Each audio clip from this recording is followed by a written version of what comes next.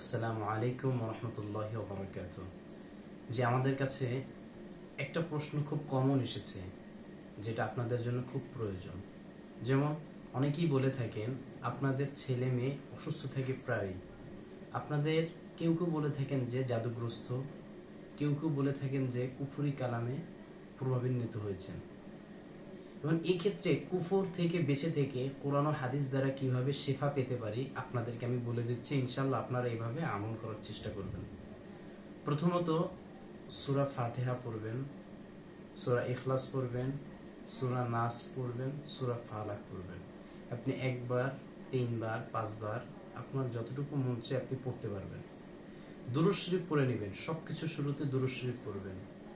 এরপরে হাসরের শেষের সূরাতুল হাসরের শেষের 4 আয়াত পড়বেন।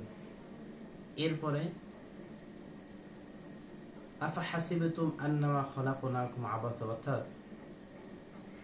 এইখান থেকে শেষ পর্যন্ত আপনার যেটাকে বলে সূরা মুমিনের শেষের 4 আয়াত, সূরা মুমিনের শেষের 4 আয়াত পড়বেন এবং সূরা বাকারার শেষের 3 আয়াত পড়বেন।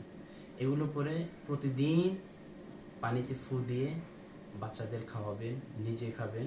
নিজেরা এই আমলটা ইনশাআল্লাহ করবেন।